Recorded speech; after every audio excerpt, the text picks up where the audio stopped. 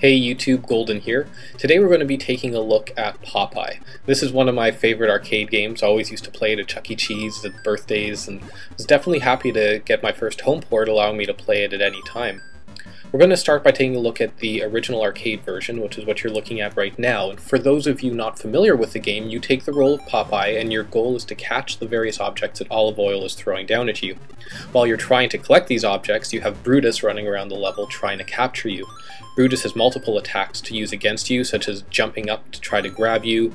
He can reach the level below to try to attack you, as well as to jump to the level below in order to pummel you. He also has the ability to throw bottles. You have some attacks against him as well. Once per level you have the ability to use spinach, and when you collect the spinach you get extra power which will allow you to attack Brutus. By attacking him you'll knock him off the screen for a number of seconds, giving you free reign to collect the items that Olive Oyl is dropping at you. In the first level you also have a basket which you have the ability to drop onto Brutus's head, which will stun him for a few moments, again allowing you free reign through the level to collect the various items. You'll notice that you'll also have enemies pop out from the sides of the screen throwing bottles at you. When those enemies throw bottles at you, at least you have a specific line of defense, and that's by punching those bottles and breaking them before they'll cause you any specific damage. Once you collect a specified number of items from Olive Oyl, that will allow you to progress to the next level, of which there are 3 repeating levels throughout the game.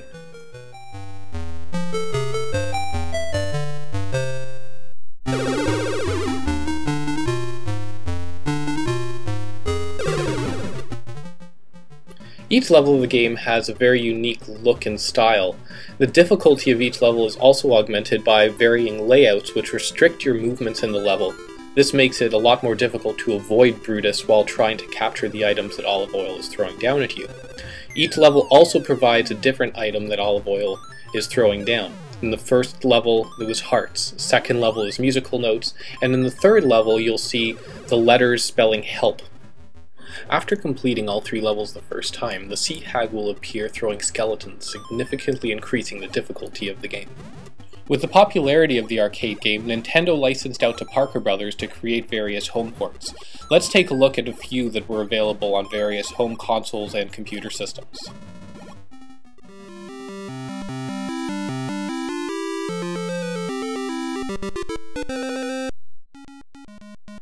The first port we're going to take a look at is on the Mattel Intellivision video game console.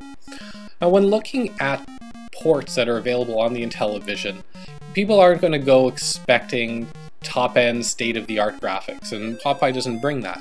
But what Popeye does provide are graphics that fairly accurately represent those of the original arcade game. The big surprise here is that all 3 levels are not only intact from the original arcade version, but their layouts are 100% identical to the arcade version. That's somewhat of an oddity when looking at ports on the Intellivision and even on other systems such as the Atari 2600. Unfortunately, that's about as far as the positive aspects of this game go. There's a number of negative aspects that make this game a fairly frustrating play. One minor complaint I have with this port is the quality of the sounds. While the sounds themselves are very similar to those in the arcade game, they tend to have an extremely shrill quality, which means for long-term playing you're going to find yourself turning down or completely muting the sound. But a much bigger issue that plagues this port is the issue of control, where you must be careful to push the exact direction you want Popeye to travel, otherwise in many cases he's not going to go anywhere. The biggest issue of this is seen when trying to go up or down stairs. Not only do you have to stand in the exact spot for the controls to respond, but you have to push either directly up or directly down. Any push to either the left or the right side of the control pad will result in you going absolutely nowhere. Another quite major issue with this port is the ability to pretty much die without really knowing what happened. The character of Brutus in this game has the exact same attacks as available in the arcade version. Problem is that a lot of the times the animation for his character doesn't occur. So you can be standing directly above or below him and just suddenly die with absolutely no indication that Brutus has either jumped up to catch you or reached down to smack you away. this becomes extremely frustrating and has many times caused me just to turn off the game altogether. Ultimately, the Intellivision port tries pretty hard to bring the arcade experience home, but fails in some very key areas. But is it the worst available port? Not by a long shot. Welcome to the Apple II. This one is extremely disappointing for me, for the Apple II is possibly my favorite vintage computer system, but unfortunately, this port is horrendous. So let's see where to start on this port. How about a positive? Well, the general level designs are fairly similar to the original arcade version, but where exactly did all the stairs go?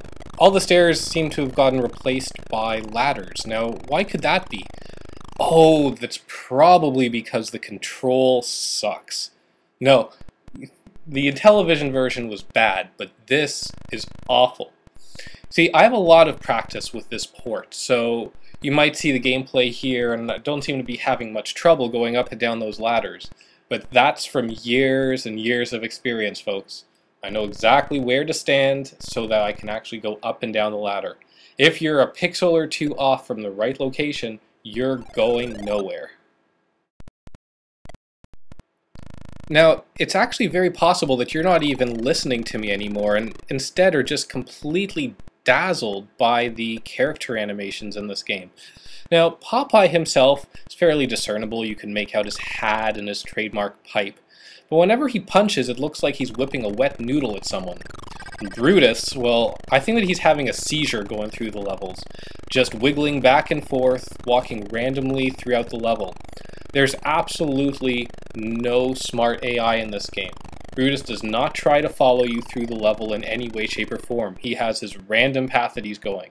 You can be standing right next to him and he's not going to come after you if he's heading the other way. He will not turn around at any specific time. One thing that's extremely annoying is how the sea hag doesn't appear before throwing bottles at you on the level. That means that you could be standing right at the edge of the screen and just die because you have no warning that a bottle is about to be thrown at you. Third thing that just perplexes me is the overall layout and design for the third level of the game. It doesn't really look much like the ship that we've seen in all the other ports. Also, olive oil is specifically gone missing, and no longer are you catching letters spelling help, but you have clubs falling from the sky. You also have a bird at the top that looks something more like from Pitfall 2 than from the Popeye arcade game. Overall, I just would recommend highly to stay away from this port of the game. Now let's take a look at one of my favorites. And here's my favorite port of the game. This is Popeye on the ColecoVision. This was actually the first port that I had at home, and I played this day in and day out and absolutely loved it. The level designs are extremely accurate and match those of the arcade very well. The overall gameplay is also very similar to the arcade. Brutus has somewhat of a smart AI intelligence that's a lot more similar to the arcade version than the previous two ports we took a look at. All of his attacks are completely intact within this game. The jumping up, reaching down, jumping down to the other levels. The only main difference is that while in the arcade version Brutus can jump down one or more levels at a time, in the ColecoVision port he'll only jump down a single level. You'll also notice that a lot of the little details were kept in the game, such as the cameos of Wimpy and Sweet Pea in the second level. These two cameos were missing from the other two ports that we were looking at. The only main detail that's missing within this port is that after completing the 3 levels of the game, the sea hag does not appear in the first level throwing skeletons at you.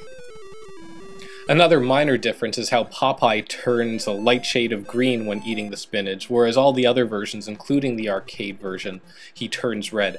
I always thought that that was a little funny, considering, you know, he's eating spinach and he turns all green. The sound effects and music in this port are fairly accurate to the original arcade version, and that allows this port to retain a certain level of charm which is lacking in the other versions.